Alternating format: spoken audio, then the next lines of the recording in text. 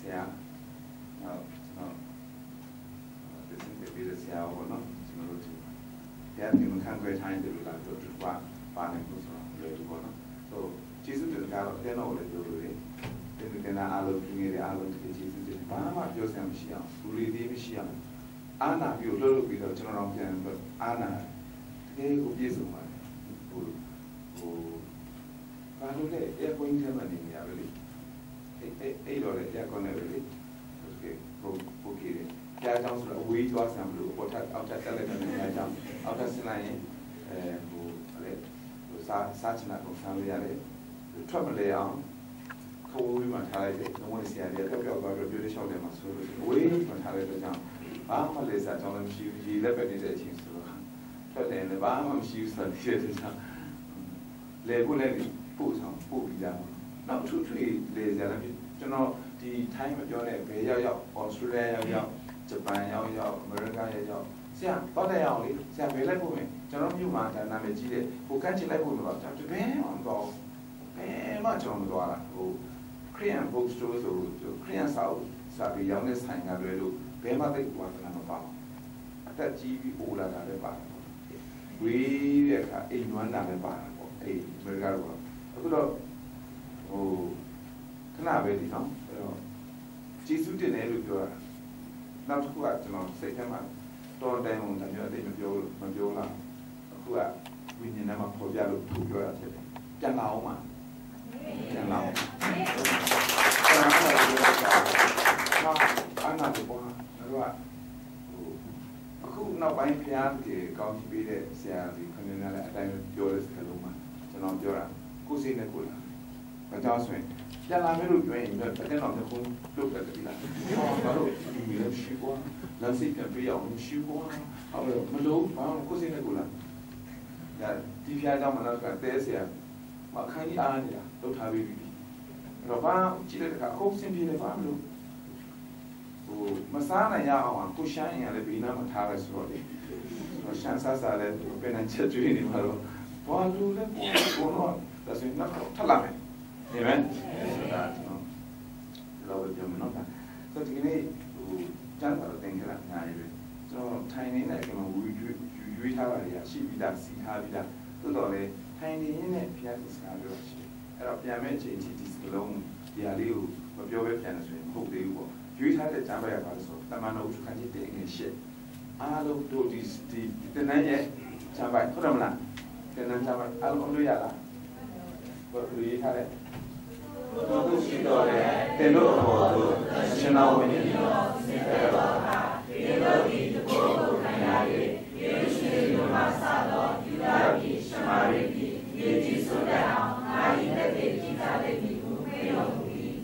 You're young, 30. Dilemma, Fiochinel, 30. The man at 30 is rescue now, shall put it. What? Machido day, Todo Machido day. Jansa Machido. Bible study, how to study the Bible for yourself. Suragari. Go and Jansa Bulu, Villa, Laser, and then on a thing, then I young children came and only dark, shame she looked at not swing, the bad line, 8 counts never to put in Ria, but down the swing. Jansa Bulu, Papi, Pulu, Kwan, you are Miss Ran. Then be my Yara, most damn like Palumiauli, to go your alamity to it is like to go your alamity, the bar you go your alamity, at the end of your alamity, a co count you Lumiauli. Oh, you know, the Jansa go, a really shop friend, go never sign a Yakuna sign to God you. Jansa, all of my Italy, go long beyond it, I'm hoping that they have a yak. Hope you know, at all. So, Emma, to do Machito, they look you in, do a palace. A shame now, Sasa would be you are the camera. You contact with you are Jansa Padecama. To those who don't view names with each other about South Japan. Don't view names of happy climate even another couple of people who go up, go look outside and what Salomia. Don't view this of of your habitat, Jansa Pine. The conjunction of a set by the low machine. Era lead hard. So they know about the national winning or send that for a car with your letter. They know about the national winning or send that dog casting. You'll be minute in the Janatana. Can you on the net a little bit in she there? Taro on the net a little bit in she there. Taro on the net a little dark, no but of a similar look. ပြီးတဲ့ကတားတော့ကအမှုပြီးပြီဆိုပြီးတော့ကောင်းကင်တက်ပြန်ဆင်းလိုက်တော့အခုဒီထဲမှာဝင်သွားပြီသူကဒါဆိုရင်တားတော့ရဲ့ကိစ္စလည်းပြတ်သွားပြီသူကအမှုပြီးပြီလို့ပြောတော့ကြင်ညာသွားပြီပြီးတော့သူကပြောရတယ်ငါသွားရင်သူလာမယ်တဲ့သူကဘယ်လိုပြောလဲဆိုရင်တန်ရှင်တော်ဝိညာဉ်တော်ပြောတာတန်ရှင်တော်ဝိညာဉ်တော်ရောက်လာတဲ့အခါမှာတဲ့ဒီလိုကိုအကျွမ်းမဲ့တုံ့တယ်မယ်ငါလောက်ခဲ့တဲ့အရာအားလုံးကိုရှင်းပြမယ်ယေရှုလောက်ခဲ့တဲ့အရာကိုသဘောမပေါက်ဘူးဒါပေမဲ့ဝိညာဉ်တော်ရှင်းပြတဲ့အခါသဘောပေါက်တယ်ဆိုယေရှုကလည်းဟိုဘယ်လိုပြောမလဲသူထိုးလျှောက်လို့လာမျိုးမဟုတ်ငါအလိုတိုင်းတစ်ခုမှမလုပ်ဘူးလေငါခမည်းတော်ရဲ့အလိုတိုင်းပဲငါလုပ်တာဒါဆိုရင်သုံးပါးတစုဘုရားခင်ညီညွတ်ခြင်းကိုတွေ့ရတယ်ခမည်းတော်သားတော်တန်ရှင်တော်ဝိညာဉ်တော်သုံးပါးဖြစ်နေသုံးပါးလို့ပြောပေမဲ့သုံးယောက်မဟုတ်ဘဲနဲ့တညီတညွတ်တဲ့တပါးဒီတော်ဘုရားအနေနဲ့တစုဒီတော်အနေနဲ့အလိုလုပ်တယ်ဆိုတာတွေ့ရတယ်ဒါပေမဲ့ခမည်းတော်နဲ့လုပ်တဲ့ပုံနဲ့သားတော်လုပ်တဲ့ပုံမတူဘူးသားတော်လုပ်တဲ့ပုံနဲ့ဝိညာဉ်တော်လုပ်တဲ့ပုံမတူဘူး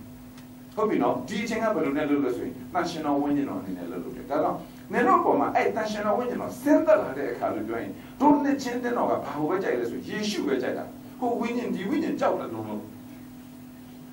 အဲ့ဒါနဲ့အတုကိုကြောက်တာနဲ့အစစ်ပါဝေရောဒါပြောမယ်နော်အတုရှိလားဆိုရင်အစစ်ရှိရင်အတုရှိတယ်ခက်တာအတုကပုံများတာတခါတည်းအတုကအစစ်ထက်ကောင်းတယ်လို့အပြင်မှာရှိလားမရှိလားဒါတွေကတေးဟို iPhone လို့ပြောရင်တရုတ်ကထုတ်ထားလိုက်တဲ့ iPhone တွေလည်းအများကြီးထွက်တယ်လေကွာဈေးကပေါ်သလားပြောနေကြည့်ရင်အကုန်တူလားဆိုတော့ကျွန်တော်ခက်ကြီးကအတုဆိုတာကိုသတိပေးနေပြီလားအတုဆိုတာရှိတယ်ဆိုတာကောင်းတာရှိရင်မကောင်းတာလည်းရှိတာပဲဒါအဲ့တော့ငါတို့ကအတုကြောက်တာနဲ့မကင်တော့ဘူးမသုံးတော့ဘူးမဆက်ဆံတော့ဘူးလို့ပြောရင်အစစ်နဲ့ပါဝေးရောဒါဆိုရင်သူကစကားဘယ်နာတော့အဲ့ဒါကြားဖြတ်ပြီးပြောတာငါတို့ကဘယ်ကလာတယ်လဲငါဘယ်သူဖြစ်တယ်လဲဆိုတာသိချောင်းသိလို့လေ Who I am in Christ Who I am in Christ ကျွန်တော်ဒီတနန်းအောင်ပြန်တော့မယ်ကျွန်တော်ဆိုင်ဟိုကမပေးဘူးလားတခုပေးပါဦးဆရာအေးအဲ့ဒါလည်းကျွန်တော်တခုမှမပေးအဲ့တော့ကျွန်တော်ရိုက်ထားတဲ့ဆရာရိုက်ထားတဲ့ဆိုတော့ဒီကမှထည့်ထားတာမပြောလိုက်ရဘူးမပြီးဘူးယေရှုခရစ်၌သင်မိသူနည်းဆိုထည့်ထားပေးရလေကျွန်တော်တင်တဲ့ဟိုစာရွက်ကြီးဒီကမှမပါဘူးပဲဒါလေးပါတာကိုတော်တော်ဝမ်းသာတာအိမ်ရောက်ရင်ဒေါင်လေးကတ်ထားပြီးတော့လေ तू ကဖះကျွန်တော်ကိုလက်ခံပြီးယေရှုခရစ်၌သင်မိသူနည်းလို့ပြောရင်ကျွန်တော်ဒီဖះသားဖြစ်သည်ကဲပြောရအောင်ကျွန်တော်ဒီဖះသားဖြစ်သည်ကဲပြောကျွန်တော်ဒီဖះသားဖြစ်သည်ဆိုပို့ရတိကြချင်ကိုနာမည်ကိုထည့်စိုက်တော်တဲ့ဒီဖះသားဖြစ်သည်စိုက်တော်တဲ့ဒီသခင်ယေရှု၏ဘက်ရွှေဖြစ်သည်စိုက်တော်တဲ့ဒီဖြောင်းမသူဖြစ်သည်စိုက်တော်တဲ့ဒီဖះနဲ့ဖះနဲ့တလုံးတော်ကသစိတ်တော်ဝိညာဉ်ဒီဖြစ်သည်အဲ့ဒါဘာကိုပြောလို့ဆိုရင်ခရစ်တော်၌ယေရှုခရစ်တော်၌ကျွန်တော်ရဲ့ဖြစ်ခြင်းကိုပြောတော့ကျွန်တော်ဖြစ်နေတယ်ကိုပြောတာအာမင်အခါလေးတိုင်းပြောတယ်စိုက်တော်တဲ့ဒီဖះသားဖြစ်သည်စိုက်တော်တဲ့ဒီစိတ်ရှိသည်စိုက်တော်တဲ့ဒီတန်ရှင်းသူဖြစ်သည်လို့ပြောရင်ညစ်ပတ်နေရပဲတစ်ဖက်ကတန်ရှင်းဒါပေမဲ့ဒီမှာတန်ရှင်းသူဖြစ်ပြီဆိုတော့ဘာကိုပြောဆိုရင်ကိုခရစ်တော်၌ကျွန်တော်ဘယ်သူလဲဆိုတာကိုဝန်ခံတာအာမင်လက်ရှိအောင်တင်လို့ဒီငါကိုကြားစီခြင်းကပြောကြသည့်စကားအတိုင်းသင်၌ငါပြုမိတော့လေတမ်းရှင်နော်အဲ့တော့ငါကိုကြားအောင်ပြောတဲ့စကားအတိုင်းငါပြုမိတဲ့ဒါဆိုရင်ဘယ်လိုပြောဆိုစိုက်တော်တင်ဒီအောင်မြင်သူဖြစ်သည်ဘုရားကြားတယ်အာမင်စိုက်တော်တင်အောင်မြင်သူဖြစ်ရဘာကြောင့်ယေရှုခရစ်နဲ့အောင်မြင်သူဖြစ်တယ်ဘုရားအတိုင်းပြောတာမောင်ကြီးငါတကယ်တုံးနေတာရေဖောင်းမှာအဲ့ဒါပြောင်းမှာကိုဘာနဲ့ဘလူဝန်ခံလဲဆိုရင်အနောက်နဲ့ဝန်ခံတယ်ဟုတ်ပြီနော်တကယ်တော့သင်ဟာယေရှုကိုယုံရင်ယေရှုခရစ်၌သင်ဘယ်သူလဲဆိုတာကိုသိဖို့အတွက်အဲ့ဒါရေးထားတာစံပိုက်နဲ့ဆိုပြီးထားတာဗလိုင်းပြောတာမဟုတ်အာမင်အဲ့တော့အိမ်မှာကတ်ထားပြီးတော့ဘာမှချမ်းသာမဖတ်တော့မှလေစကြောတင်ဒီဘုရားသားဖြစ်သည်ဆိုကိုယ်နာမည်ကိုဖတ်ပြီးတော့လေအိမ်မှာလေအမြဲတမ်းဝန်ခံဖို့လိုတယ်အဲ့အတိုင်းခဏပြောအဲ့ပြောတဲ့အတိုင်းမှာဖြစ်လို့ဆိုကိုဖြစ်လာအာမင်အိမ်မှာကြည့်မြင်ရတဲ့တရားရှိတယ်တော်တော်ဆိုးတယ်ထားပါတော့ဖုခွာထမ်းနာမတရအောင်ဖုခွာဒီဖျားတာဖြစ်သည်ဖုခွာဒီဖျားဒီဘိဆွေဖြစ်သည်ဖုခွာဒီဖြောင်းမတော်သူဖြစ်သည်အဲ့လိုမျိုးသူ့နာမည်နဲ့တပ်ပြီးသူ့ကိုခဏပြောပြရတယ်အဲ့လိုပြောပေးခြင်းအဖြစ်ဘာဖြစ်လဲဆိုဖျားကိုကြားစီအောင်ပြောတဲ့ကြောင့်သူ့ရဲ့အတ္တတာမှာအဲ့အတိုင်းဖျားလုပ်တာဒါကြောင့်ဒီစာရွက်မှာဆရာလည်းဒါပဲရွေးပြီးရိုက်ပြီးလိုက်တာတကယ်ကောင်းတာ Amen. Rồi sao sao mà chỉ mà cái nó tôi có bỏ từ lâu con này từ lúc không đi này mình không đi. Là thằng mình bây giờ làm gì đau như vậy. Cho nên bây giờ là gì vậy? So, cho nên qua lâu chung sẽ chả đi. Cho nên đi, cái gì trên này kiến nó đâu được đi. Thì, ai lúc phải lại này, sai cho đi đi, cái gì trên này kiến nó đâu được đi rồi. Khả năng phải cho nó hàng khét đó này, ba chất lệ lúc cô也ချက်ချင်းကိုဒီတခါရဲရင်ချင်းရှိလာအာမင်အဲ့ဒီချက်ချင်းတိုင်းဝန်ခံတဲ့အခါတခြားဆွတောင်းစရာမလိုဒီအတိုင်းပဲဖတ်ဒီအတိုင်းပဲဖတ်ပြီးအာမင်ပြရမှာစာကြောတင်ဒီစာကြောတင်ကောင်းစားဖို့ညာအတွက်အရာခသိန်းတို့ဒီတညီတညွတ်ဒီလှုပ်ဆောင်နေသည်အာမင်အဲ့လိုပြောရတာအာမင်ဒီရေးထားတဲ့အရာတိုင်းကကိုငါဘာတူလဲငါခရစ်တော်နဲ့ဘာတူလဲလို့ဖတ်ပြီးတော့ဝန်ခံတာဖြစ်တယ်အာမင်တဲ့နာအစားဆုံးမတဲ့ဒါလေးယူပြန်တော့တန်နေသေးတယ်နော်ဟုတ်ပြီနော်အိမ်မှာဘာမှမပြီးတော့ဒါလေးပြန်ဖတ်ပြီးတော့အခုကလေးကပြောထားမယ်ဒီဥစ္စာကိုအဲ့ဒါဆို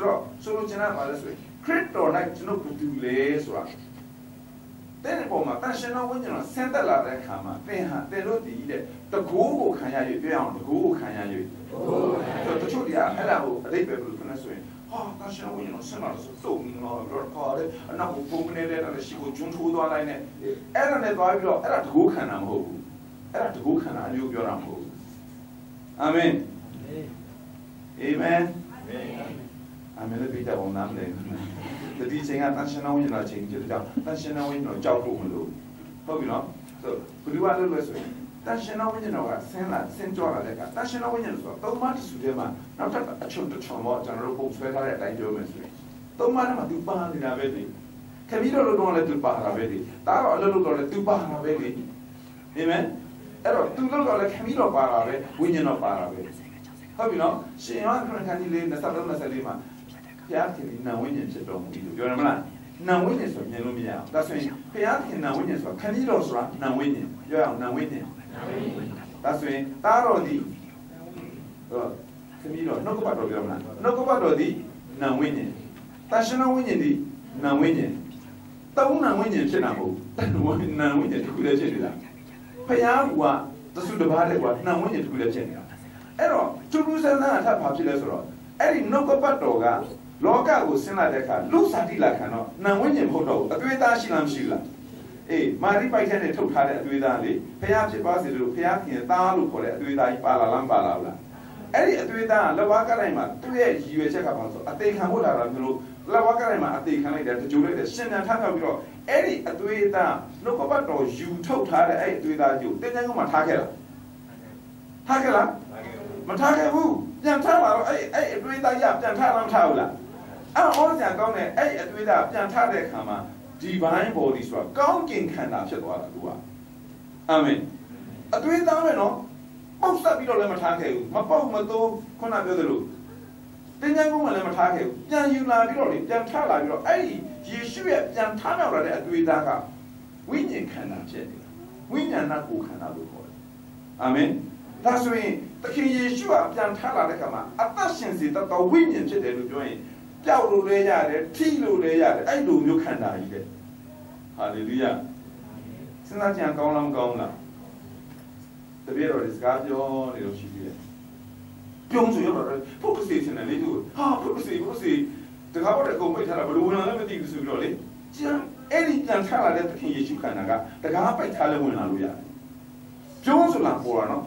အဲ့ဒီခါကျတော့တစ်စိတ်ထင်များတော့ငါပင်ဖြစ်တယ်တောင်းမှလာကန်ကြည့်ဆိုလာကန်ကြည့်လားယော့တခါတည်း၃ချက်ပဲရှိသေးတယ်ထိုးထားတဲ့အပေါက်ကြီးကပြထည့်လိုက်ပြီအာတောင်းမှစားပါပြောတော့ my lord my god amen ငါအရှင်ငါသခင်နဲ့ amen နေငါတဲ့ချိပြီးတွေ့ပြီးမှစမ်းပြီးမှယုံတာတဲ့မချိမတွေ့မစမ်းမယုံတဲ့နဲ့ထပ်ပို့ပြီးတော့မင်္ဂလာရှိတယ် amen ငါတို့ကအခုအထိမှမဟုတ်မချိလည်းငါယုံနေရတယ် amen သောမတ်ဆရာမင်္ဂလာပို့ရှိတယ်ဒါပေမဲ့သောမတ်ဆိုကျွန်တော်ကြိုက်တာတစ်ခုရှိတယ်သူကလေ our god our lord လို့မဟုတ်သူကိုယ်တိုင်ကြည့်သူကိုယ်တိုင်ဆိုင်ပြီးငါရဲ့အရှင်ငါရဲ့သခင်နဲ့ငါတို့ကပေါင်းကိုရောပြီးမသုံးဘူးတချို့ကလေအထီးတွေ့မရှိဘူးဒီလားဟိုသူများအော်လိုလိုက်အော်တာလေ သူများဖျားပြောလို့သူလိုက်ဖျားပြောတာသူနဲ့ဘာအထီးတွေ့ရှိတယ်မစမ်းဘူးလားမစမ်းဘူးမထိဘူးလားမထိဘူးဒါကြောင့်ငါတို့အေးနဲ့သူစမ်းဘူးလေအေးငါတို့ကလည်းကျွန်တော်ဟိုကောင်းပါတယ်ဒါပေမဲ့တောမတ်ဆိုကျွန်တော်သဘောကျတယ်ဖျားပြောလိုက်တာပြောလိုက်တာယေရှုကသောမတ်မင်းထက်တယ်ငါ့ကိုမထိမစမ်းမဲနဲ့ယုံနဲ့ပိုရေးမင်္ဂလာရှိတယ်ဆိုတာကျွန်တော်တို့အခုကတော့ပုံမင်္ဂလာရှိတယ်လို့ပြောပြမယ်ဘယ်နာတော့သွားတယ်လို့ပြောရင်သောမတ်ကိုတော့လည်းအားကြတယ်တခါလေကျရင်ကောင်းတယ်လို့ဖျားပြောတဲ့နားမှာကျွန်တော်တော့ကျင်နေပြီးတော့မင်းထိဘူးလားဆိုထိလည်းမထိဘူးဘာတွေ့ကြုံရှိလဲဘာမှတွေ့ကြုံမရှိဘူးတောင်းတာရဘူးလားဘာမရဘူးအဲ့လိုမျိုးမဟုတ်ရသောမတ်ကပြောတယ်ထိလည်းထိစမ်းလည်းစမ်းပြီးတော့သွားလို့ my lord my god လို့ပြောရင်သူကငါရဲ့ဆိုတတိဟုတ်လားသူကအတွေ့အကြုံရှိတဲ့သဘောဒါဆိုရင်ကျွန်တော်တို့လည်းလေဖျားခင်ကိုထိဖို့လိုလားမလိုလားလိုတယ်အဲ့လိုမျိုးပြောရင်ကိုရောလာတိစမ်းကြည့်ချင်တဲ့အဲ့အနာပြဆိုအဲ့လိုမျိုးကောက်ခိုင်းတာမဟုတ်ဘူးနေ့တိုင်းတက်တာထဲမှာဖျားခင်ကျွန်တော်နားမှာရှင်ပါကိုရောရှင်ပေးတယ်ဆိုတာတက်တည်ထူလို့ရှိပါအာမင်ဖျားလောက်တယ်ဆိုတာကိုမြင်စေပါဒါပဲဟုတ်ပြီနော်ကိုရောလောက်ပေးတာကိုမြင်ချင်တယ်ကိုရောပြောနေတာကိုကြားချင်တယ်ဘယ်မှာလဲဒီမှာလက်လက်ဆက်ဆက်ကြည့်ကြားချင်တယ်ပြောအောင်လက်လက်ဆက်ဆက်ဒီကနေ့တော့လိုက်ရှာပြီးတော့လိုက်တော့ရတာရမောပြီအလေးပဲလည်းဒီလားမဟုတ်ဘူးဒီခရီးရတဲ့အမှားကနတ်ဖတ်တာလေလို့ပြောရင်ဒါဖတ်ပြီးဖျားဟုတ်ရှာ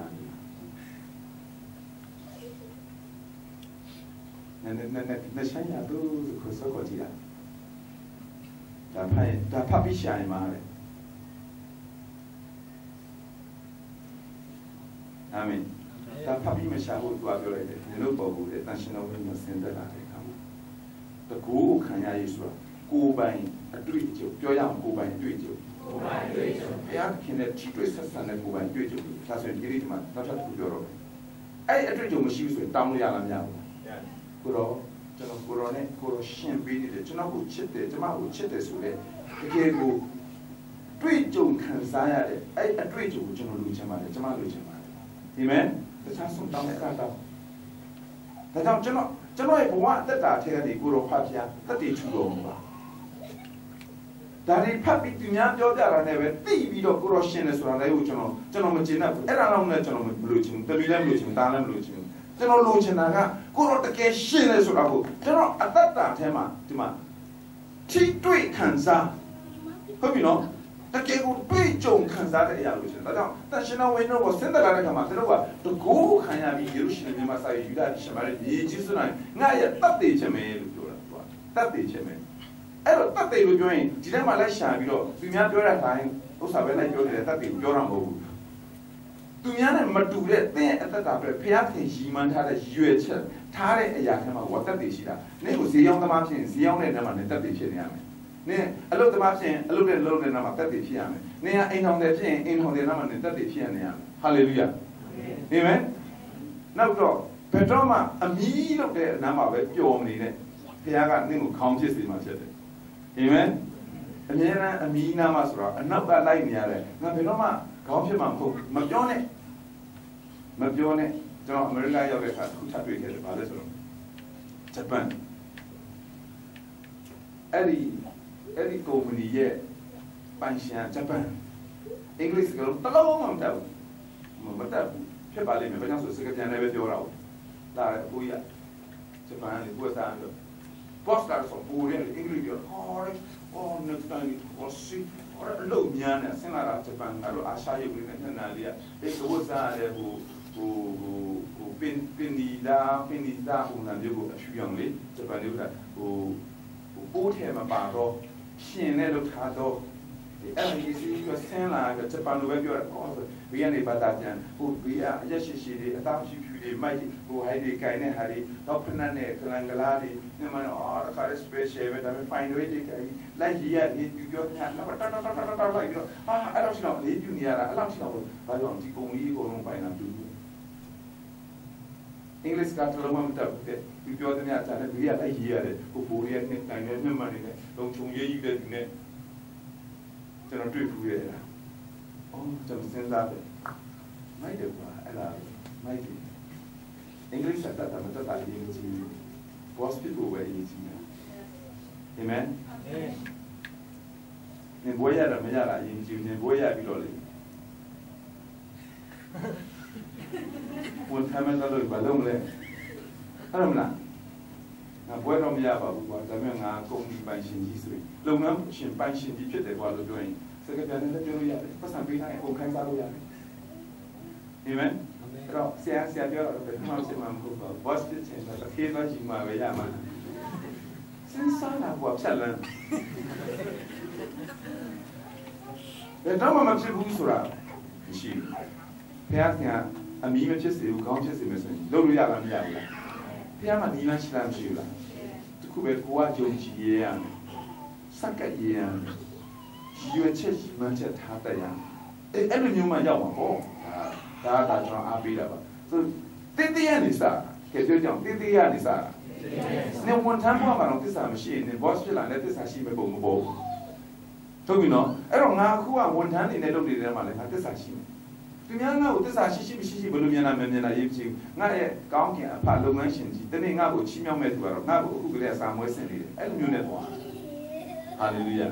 ကျွန်တော်ကအဲ့လိုမျိုးနဲ့ပဲကျွန်တော်ဘဝကိုလည်းကျွန်တော်စားခဲ့တယ်ကျွန်တော်ဘာအရင်မှမရှိဘူးသစ္စာပဲဖြောက်မှန်ခြင်းဒီနှစ်ခုပဲ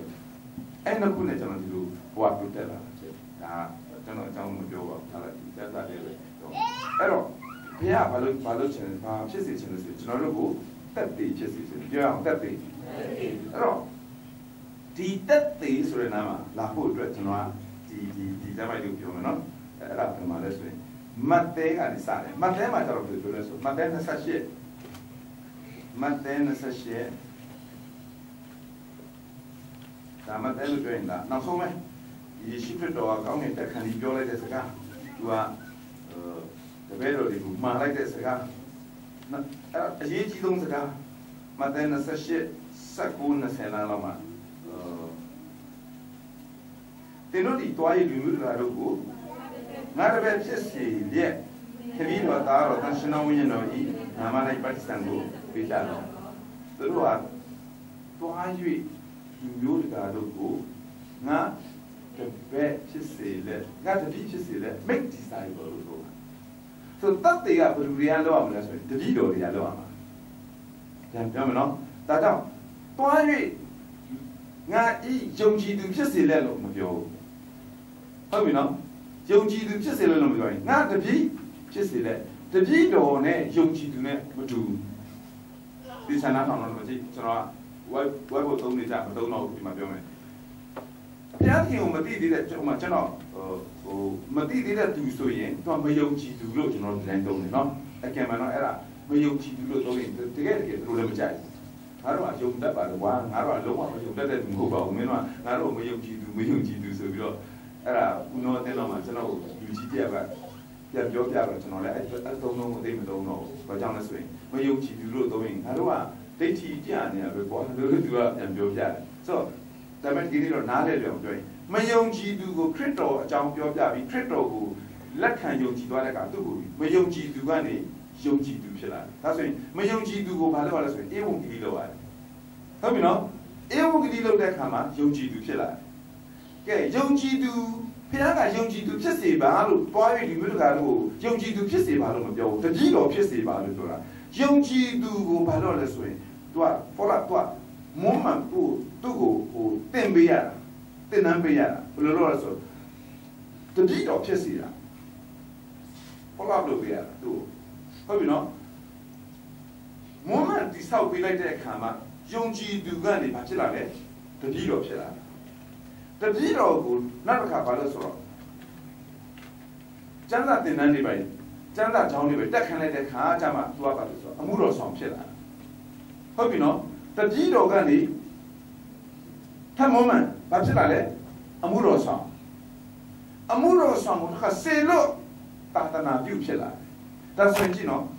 မယုံကြည်သူအဆင့်ကနေပြီးတော့ဟောတာသနာပြုဆိုတဲ့အဆင့်ကိုရောက်ဖို့အတွက်မယုံကြည်သူကိုဧဝံဂေလိကြားမှယုံကြည်သူဖြစ်ယုံကြည်သူကို follow လို့မှတပည့်တော်ဖြစ်တပည့်တော်ကိုမွမ်းမံလိုက်မှအမှုတော်ဆောင်ဖြစ်အမှုတော်ဆောင်ကိုစေလို့ဆိုတာပန့်ပိုးလိုက်မှစေလို့ဖို့ဆိုရင်ပန့်ပိုးကူညီလိုက်မှသူကတာသနာပြုဖြစ်ဟုတ်ပြီနော်အခုဟာကဘယ်လောက်ထိကွာသွားလဲဆိုရင်မယုံကြည်သူကိုဧဝံဂေလိပြောယုံကြည်သူဖြစ်လာတဲ့ဟဲ့တွားရှေ့တန်းပေါ်တတိခံဆိုပြန်ပို့ထည့်လိုက်တာအဲ့ဒါမှတကြီးတော်လဲကြော်သွားခွာသွားဟိုအမှုတော်ဆောင်ဖြစ်ခြင်းကိုလည်းကြော်သွားခွာသွားတဲ့အခါ Ewan gidi jara ne yona na ne be tu to shidan bu to ne edi amount ne ma ko dan tat de kan so jon tho bi be pyan la tu wa ba jaung ne yi che mi shi ta bi lo phit de tu ma be ba phit la so yin nga I tat de phit me so le tu wa ba lu ni la so yin kaung ki nga kuna be tan shin na win no sin da do kha tin lo bi ta go ko khan ya yi so edi phya kin si ga tin bi lai de the bi lai de ta go ma ya be ne tat de twa khan lo me ya wu Amen. ဒါကြောင့်အသင်းတော်မှာဘာတွေနဲ့ပဲများနေလဲလို့ပြောရင်အသင်းတော်မှာယုံကြည်သူနဲ့ပဲများနေပြီတတိတော်မဖြစ်လာတာတတိတော်ဆိုတာဘာဖြစ်လဲခုနတကိုးခံရတဲ့သူကမှတတိတော်လို့ခေါ်တာဟာလေလုယာအာမင်ဒါဆိုကိုကိုပြန်စဉ်းစားကြည့်ငါဘာတကိုးမှမရှိဘူးကိုတော်ပြန်ကြောက်နေအိမ်နာသွားရင်တော့မှလေဟဲ့တကူတစီကြောက်လို့တရေကြောက်လို့ဆိုတာလေတခုမလုပ်သေးဘူးရှုံးမှကြောက်တယ်ဘာတကိုးမှမရှိဘူးခန္ဓာမှာတကူမရှိဘူးစိတ်မှာလည်းတကူမရှိဘူးဝိညာဉ်မှာလည်းတကူမရှိဘူးဘယ်ညာမှဘာတကူမှမရှိဘူးဟုတ်လားမဟုတ်လားတကူခိုင်းရင်လေငါမခိုင်းနဲ့ပူတော်ဆိုးသေးတယ်အများရှိမှတော့ဆွတ်တောင်းလို့ပြောရင်တောင်းဘူးမတောင်းရတာအင်းစိတ်မှာဆေးဥစမိုင်းတယောက်ရှိတယ်ပြင်းရင်မှယူတယ်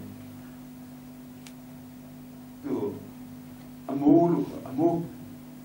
ဆေးဥမှာဆိုအမိုး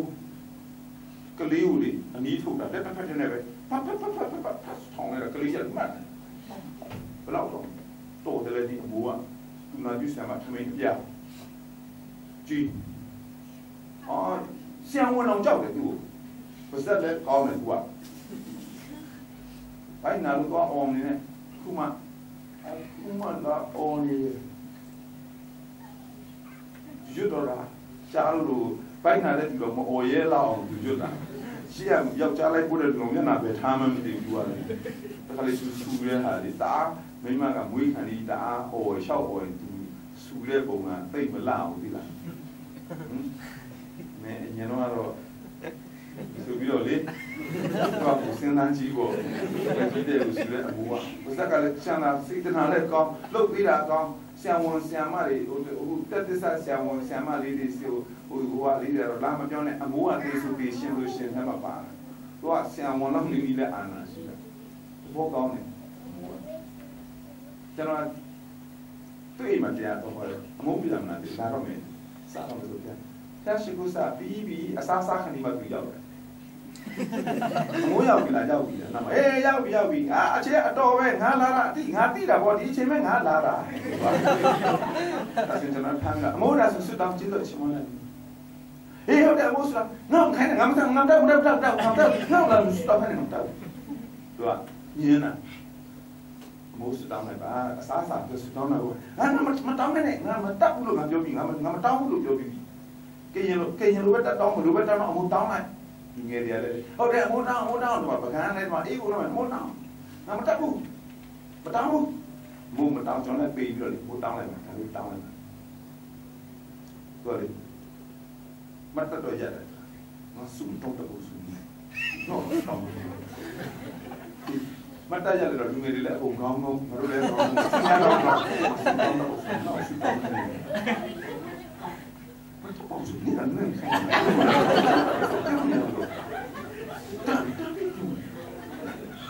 အတန်လက်တိတ်တော့ကောအာမင်စွတ်တောင်းတာမဟုတ်ဘူးလေဒီမတောင်းတဲ့တောင်လျှောက်ပြောနေတာကိုတောင်းတဲ့ချိန်တော့ဘလောက်ဆာနေလဲမသိဘူးအကုန်လုံးကဒီလက်အတန်ကြီးသွားတော့အာမင်ဘာတကူမှမရှိဘူးဝိညာဉ်နဲ့ဖတ်တယ်အဲ့ဒါကိုလည်းအားတယ်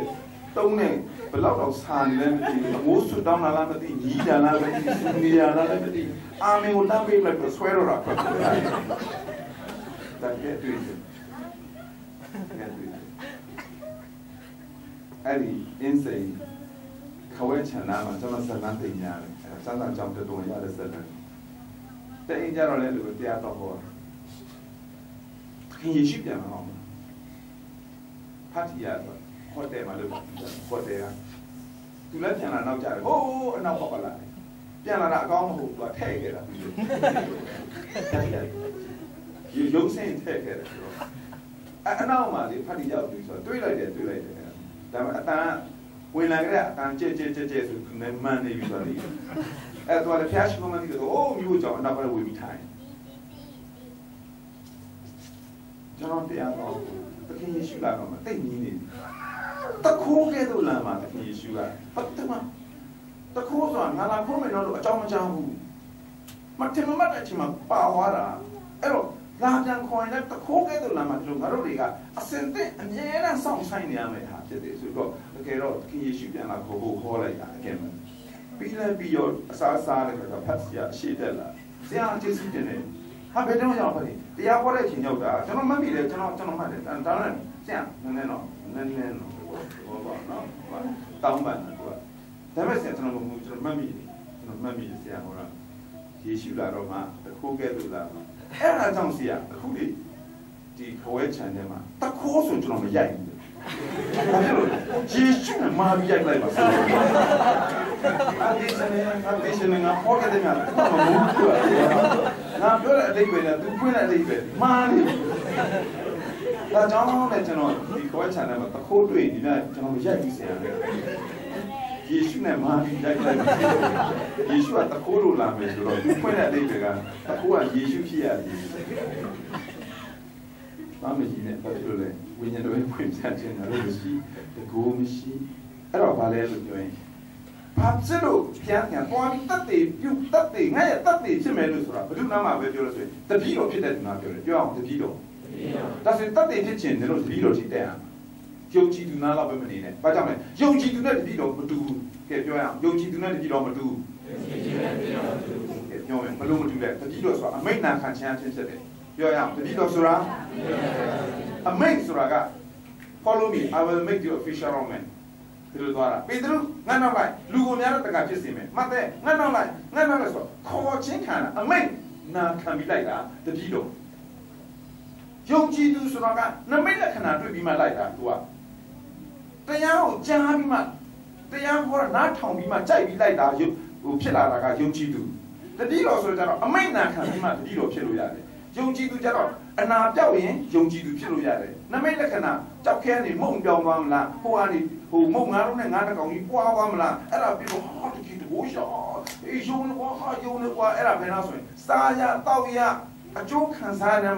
မှာယေရှုကိုယုံတာကြတော့ယုံကြည်သူလို့ခေါ်တယ်။ကောင်းကြီးပေးမှယုံနေဆိုရင်ယုံကြည်သူလို့ခေါ်တယ်။မမှားပါဘူးဒါပေမဲ့သူကယုံကြည်သူ။ဖခင်လိုချင်တာကယုံကြည်သူမဟုတ်ဘူး။ဖခင်လိုချင်နေတာကတပည့်တော်။ဒါကြောင့်ဘုရားရဲ့လူမျိုးတို့ကတော့ငါတပည့်အာမင်။ဘာကြောင့်လဲတပည့်တော်နဲ့ယုံကြည်သူမတူလို့တက်တည်ပြုတ်ဖို့အတွက်သင်တို့ငါတက်တည်လို့ပြောတဲ့ຢာကယုံကြည်သူဖြစ်ရင်ဘာတက်တည်မှမရှိဘူး။ဘာကြောင့်လဲသူကအများနဲ့ဆိုတဲ့အတမ်းပဲထွက်တယ်။အဲ့ဒါယုံကြည်သူအတမ်းပဲတဘောပေါနော်တင်တော့အဲ့တော့ယုံတပည့်တော်ကြတော့တပည့်တော်ဟာတဲ့ခရစ်တော်နဲ့အစဉ်အမြဲနေတယ်ပြောရအောင်ခရစ်တော်နဲ့အစဉ်အမြဲနေတယ်တပည့်တော်ဆိုတာခရစ်တော်နဲ့အစဉ်အမြဲနေတယ်တော်လဲသွားလဲခရစ်တော်နဲ့ညအိတ်နဲ့ခရစ်တော်နဲ့ရွာလဲဝင်ခရစ်တော်နဲ့ဖျားကောင်းသွားလဲခရစ်တော်နဲ့တပည့်တော်ဆက်နေကယေရှုနဲ့ပဲပတ်ပြီးသွားနေတာသူကဒါပေမဲ့ယုံကြည်သူကြတော့မဟုတ်ဘူးမိုးလင်းရင်လိုက်ရှာတယ်စားရတောက်ရမယ်ဆိုရင်ရှာတယ်ဟုတ်ပြီနော်နမိတ်လက္ခဏာတွေ့ချင်ရင်ရှာတယ်တရားနာခြင်းရှာတယ်ကြားတဲ့ချိန်အိမ်ပြန်တယ်ဒါဆိုရင်အဲ့ဒါယုံကြည်သူရဲ့လက္ခဏာတနည်းကလေးဆိုရင်ယုံကြည်သူတွေကလာကြတယ်တနည်းလာအဲ့ဒါလေးတောက်ချစနေရတော့ယုံကြည်သူအနေနဲ့ပဲဖခင်နဲ့တခြားငါတခြားသူတခြားအဲ့လိုမျိုးဆိုရင်ယုံကြည်သူမဟုတ်ဘူးအနောက်ထဲမှာလည်းယေရှုငါနဲ့ရှိတယ်ငါယေရှုနဲ့ရှိတယ်ဈေးထဲမှာရှိလဲယေရှုနဲ့ငါအတူရှိတယ်ဘယ်နာရောက်ယေရှုနဲ့အတူရှိနေတယ်ဆိုတဲ့သူကပြီးတော့သင်ယုံကြည်သူလားတပည့်တော်လားစဉ်းစားအာမင်တပည့်တော်နဲ့ယုံကြည်သူမတူအဲ့တော့တပည့်တော်ဆိုတာတဲ့နောက်တစ်ခါနဲ့နဲတဲ့အရာတွေသိခွင့်ရတယ်တခါယေရှုတရားဟောတယ်ယူစီကျဲတဲ့ကွာတဲ့လမ်းပေါ်မှာကြားတယ်တဲ့တောက်ပေါ်မှာကြားတယ်တဲ့ဆူးညုံကြတဲ့ကြားတယ်တဲ့ကောင်းတဲ့ပြင်မှာကြားတယ်လမ်းမှာကြားတာပဲငှက်လာကောက်စားသွားတယ်တဲ့တောက်ပေါ်ကြားတယ်တဲ့အပြင်ပေါက်လာပြီလေနေပူတော့တဲ့ပြန်ခြောက်သွားတယ်တဲ့ဆူးညုံတော့မှာကြားတယ်တဲ့အပြင်ပေါက်တယ်ဆူးလို့အင်းနိုင်ဘူးတဲ့ဒါပေမဲ့ကောင်းတဲ့ပြင်မှာကြားတယ်30 60တရားပွားတယ်ကွာလူအုပ်ကြီးတော့ဟောဘယ်လိုပါလဲဆိုဒီတော်လည်းပါတယ်ယုံကြည်သူတွေပါတယ်မယုံတဲ့သူပါတယ်ဖာရိရှဲတွေပါတယ်တန်တတ်တွေပါတယ်လိလာတဲ့သူတွေပါတယ်အုံးလိုက်ကြည့်ကြတယ်မှာအဲ့တရားကိုဟောထားလိုက်အကုန်လုံးနားထောင်မင်းနဲ့တရားလာပြီးတရားနာတဲ့သူတွေပါတယ်ယုံကြည်သူတွေလည်းပါတယ်မယုံတဲ့သူလည်းပါတယ်ကိုကတော့နားလေတော့တရားမနာမလဲ The better in Nale, Namle, the better in Anamashi, and yes, she is the better in the Shilly, Nale, Namle. My hero, you see, Lamoja, Nichols Hawaii. Job was only one. I don't think you are the one. Ah, Suleiman Jan, Suswane, I didn't do it. Only the Saturn says, Hatch says, Saturday, body.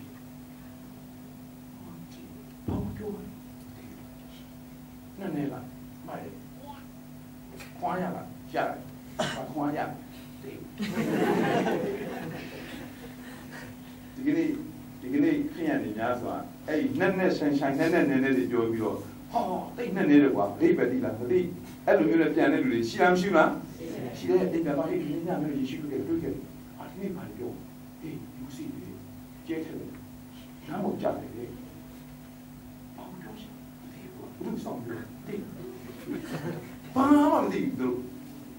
The better let it as a material, Chansa Mali, the better let it as a material. Yeah, you're the better that you should not think at it, you should not laugh. Good all. Nilena Hore, Ukuma, Yusi Jajin Ukuma, Ali Milan, you should go last time, but you know, Mate Sato Nomashi, Sato Sashin, Sato Tishi, that Chanamato, a change you, the dancer, Senate, now Manila of the Kuma. Error. The issue, look your issue. Turoli got dequin she wounded, Nenori got dequin she. Hallelujah. That's why none a day with dequin she that got you. Generally, what a holiday, dequin she. Brule, my young Jidu, Janta, Parish, and my Layla do, a go no Jana, Jare. A day by dequin she, a day by dequin she that would let the Lido, Betchine. Go on Nama needed to a deacon sheet or Gomila, go already at the village of Java. He uses the Gubato Jora. He is one alone down Jora. The children alone died, none alone died, none joke not from Guana. None more jarred music at it, none alone down, he must have whole knitting in it, near Kausa water. A paper woman, Johnny, Bama was Yama Tenale. Hey, Elevulity, Tenomashila Shila. Lan trồng đúng thì nắn tệ nắp tay nhân này vậy mà mì đầu tiêu nghe câu sao vào gì ba phải mà bỏ mỏng hồ lan là lồng đam mà chỉ ảo tôi chơi ta rồi trong là lồng đam vô ảo trong là lồng đam mà ta làm vô này trách lù vô nó không chỉ mà nó không và làm cái đấy và trong là lồng đam mà vậy Naga, a te quay vi ghê ngăn là lông đào mà hóa thay nhau ghê ngã who a lâu đi thế mà bố bị đàn đi nhá xoan này mà khán giả đã đổ ngã mà cho đi là khá là sự việc đó ta lấy khăn này đi nó tao mì đèn là lông đào sự việc đấy cho xem gì là cho nhìn mông đi rồi nên cái gì rồi đi đúng không nhớ gì là chả quay nữa trong là lông đào bị mình mông đi nhìn mông á bỏ mà xì đủ đấy đúng không a bênนี้เราเป้าหลายเลยเนี่ยให้เป้าหลายเจ้าน่ะลงตาเป็นมั้ยaเป็นเราเป้าเลยเนาะตัวเลยน้าของเนี่ยဟုတ်ပြီခုတော့ဟုတ်ပြီယေရှုဒါပေမဲ့တဲ့နေပူတာနဲ့တဲ့เจ้าน่ะลงตาအမျက်မဆွဲဘူးတဲ့နေလေးတစ်ချက်ပူလိုက်တာနဲ့အပင်ကပြန်ညှိုးသွားပြီးတည်သွားတယ်ဟောတင်နန်းတက်လိုက်တော့ပါလာတယ်ယေရှုမာတဲ့ဓာတ်ထဲမှာထည့်လာဒါပေမဲ့တတနာနဲ့မတက်လိုက်နဲ့အိမ်ပြန်တော့အလုပ်ထဲမှာဘာဝင်ကြမှာစက်တနာနဲ့တက်တယ်ယေရှုပဲရောက်သွားမှမသိတော့အဲ့နှုတ်ပတ်တော့ဘယ်မှမရောက်သွားမှမသိတော့ဆက်ဆိုင်ကြောင့်နဲ့ဟောခဲ့ဆရာတွေပြောခဲ့သွန်သင်ခဲ့ဆိုခဲ့တဲ့ຢာတွေဘယ်ရောက်သွားမှမသိသုံးရက်ထဲနဲ့ပဲအကုန်ပါသွားသလိုပဲပျောက်ပြန်ချပြန်မူပြန်လို့ပြန်မိုက်အဲ့ဒါဘာနှလုံးသားနဲ့သင်တန်းတက်တယ်လဲဆိုရင်ကြောက်နှလုံးသားတချို့ကြတော့လေစူးနှလုံးသားပြောရအောင်စူးချုံနှလုံးသားစိုးရိမ်တာလောကီတတ်မဲ့ရေးရမှာစိုးရိမ်ခြင်းရှိတာအဲ့လိုလုပ်မှာလို့ရအောင်ပါအဲ့လိုဟိုမဖြစ်နိုင်ဘူးဟိုကလို့ရအောင်ပါတာတမီးရရှိသေးလားဟိုလေကိုရန်ကုန်ဟိုမြန်မာပြည်ရရှိသေးလားအဲ့ဒါနဲ့ဟိုအဖမ်းမခံအောင်လို့ရအောင်ပါအဲ့ဒီစိုးရိမ်မှုတွေများစွာနဲ့ပဲတဲ့ယေရှုယုံမှန်းယုံနေတယ်အဲ့ဒီစူးတွေစူးနေတာနဲ့အတီးကိုမတွေ့ရဘူးမတီးနိုင်ဘူးတဲ့ပြကြ ချစ်တော်ညီကောင်မတို့ဒီကနေ့လေနှုတ်ကပတ်တော်ခံယူရင်းနဲ့ဘာတွေစိုးရိမ်မှုတွေကနင့်ကိုစူးနေတယ်လို့ခံစဉ်းစားတင်နန်းတာတက်တာစူးနေတဲ့ဟာတွေကလည်းရှိနေသေးတယ်ဆိုရင်လေဘာမှမစလို့တချို့အသေးကွဲတာတချို့ရှည်တော့ကပြမရလို့နှုတ်ကပတ်တော်စိတ်ဝင်စားဘူးဒီပြေးမလားမပြေးလားပဲစိတ်ဝင်စားတယ်လို့ရှိသေးတယ်တချို့တွေကလည်းအုံနောက်နဲ့ပဲနှလုံးသားနဲ့မလာဘူးဒါလည်းတွေ့ရမှာပဲမိတ်ဆွေຢာတွေနဲ့ကြော်လာဖို့တော့ဒီကဲလို့ပဲ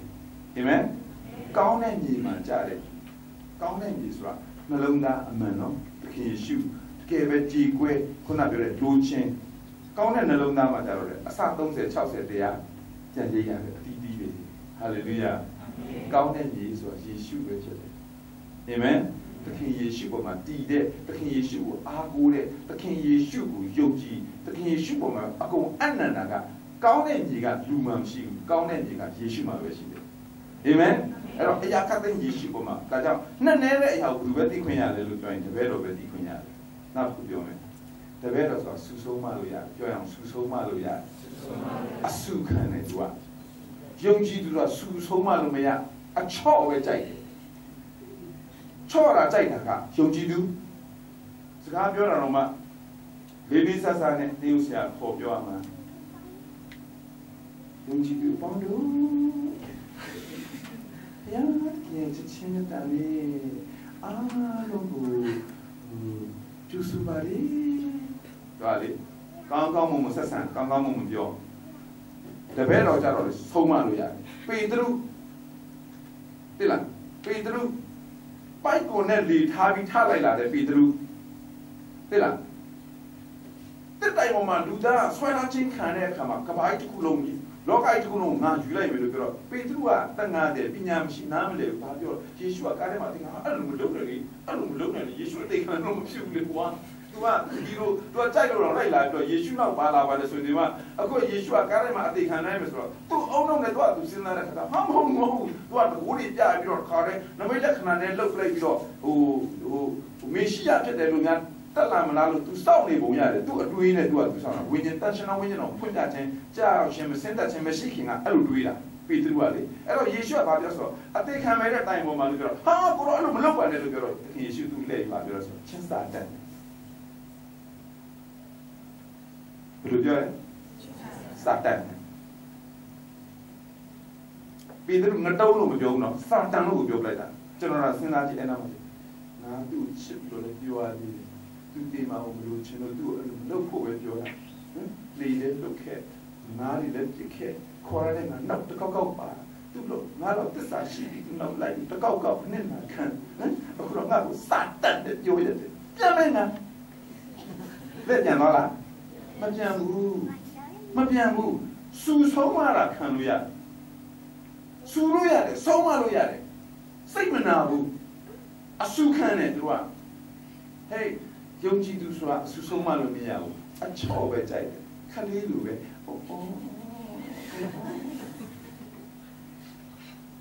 ဒီနေ့အတင်းတော်မှာလေဆရာကြီးအေးနှုတ်ချူတိုက်ကျွေးပါတော့နှုတ်ပဲစုပ်ခိုင်းတဲ့တရားပဲပြောလေတိုက်ကျွေးရတယ်နှုတ်ပဲရှိတယ်